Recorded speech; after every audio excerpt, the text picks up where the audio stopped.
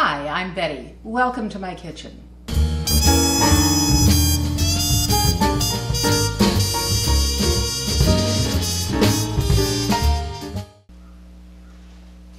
It's the 4th of July here today, and we're having a community picnic.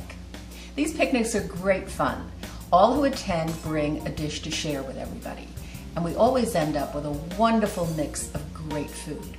My contribution today is going to be Chinese barbecue chicken.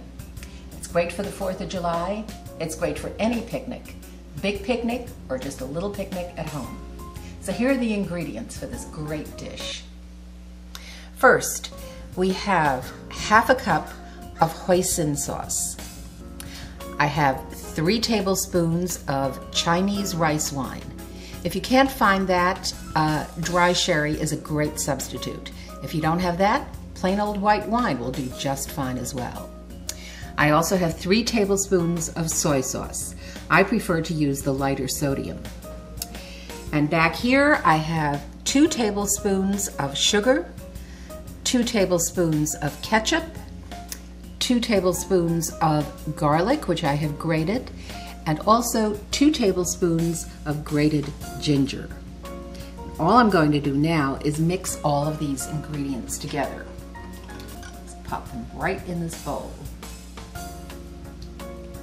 You've probably seen me use these little spatulas before, spoonulas as they call them, with this little spoon shape. They're really a very handy gadget for getting every last drop out of whatever you're pouring stuff from. Here goes our wine, our soy sauce,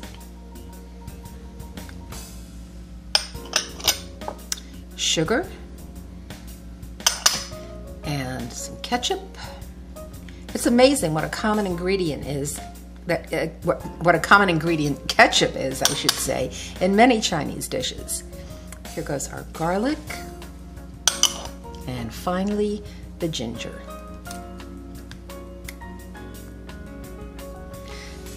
Just going to take a little whisk and combine these ingredients. I like to grate the garlic and ginger for anything like a marinade, because you're not going to get big lumps. And you really don't want to bite into a big lump of garlic or ginger. So this makes it nice and smooth. All right, that is well mixed. And all we have to do now is add it to our chicken.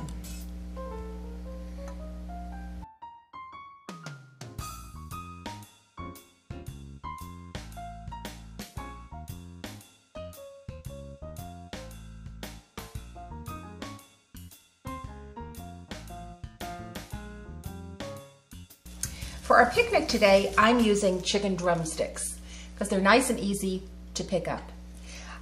You can also, of course, use chicken breasts. You could use chicken thighs. You can even use the skinless, boneless chicken thigh cutlets. Any of those would work really well. And all I'm going to do is take this marinade and pour it into the chicken.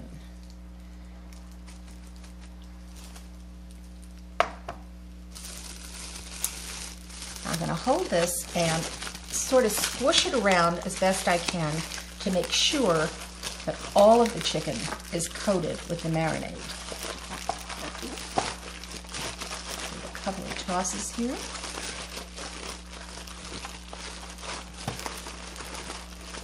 There we go. All I'm going to do now is seal up this bag and put it in the refrigerator. I want it to marinate for at least 3 hours, but you can leave it up to overnight.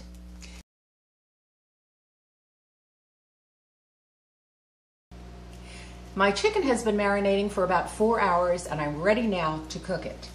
So what I want to do is just take it out of the marinade and place it on a wire rack that I've placed on a foil-lined sheet.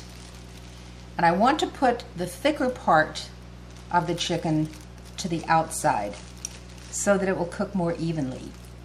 I have my oven heated to 425 degrees convection. I want to let the skin crisp up just a little bit. I don't want to place these too closely together because I do want to see if I can add a little crispness to the skin. I'll just finish arranging these.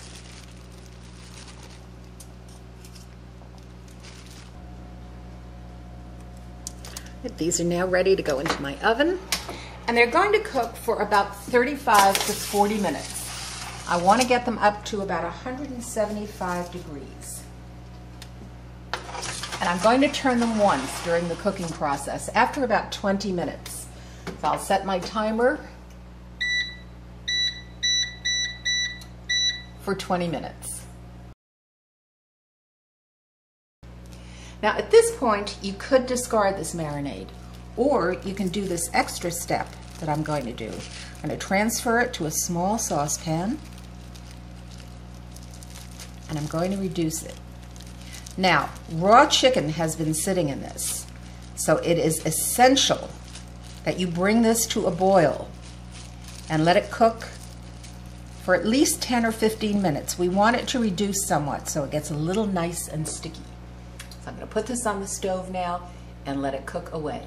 And I'll use it to baste the chicken at the very end of the cooking process. The marinade has come to a boil.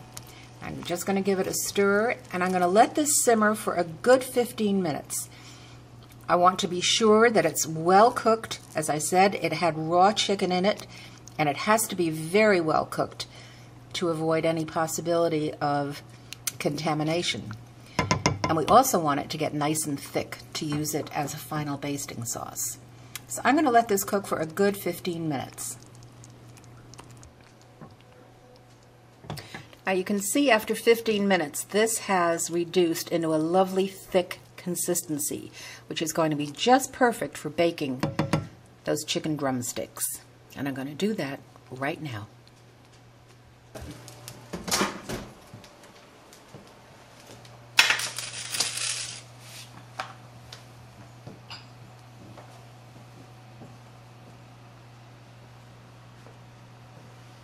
I've taken these out of the oven just to make it a little easier to show you what I'm doing. I'm using a silicone basting brush. I really love these brushes. Not the least reason of which being that I can pop it right in the dishwasher when I'm done. You can see how this marinade, now that it's thicker, is really sticking to the chicken, and it's going to give it a lovely finish. I'm going to put these back in for just a couple of minutes to let this set, and then I'm going to take them out, turn them over, and baste the other side. And here's the finished product. Beautiful, flavorful chicken drumsticks, all ready to go down to our picnic and be enjoyed by everyone.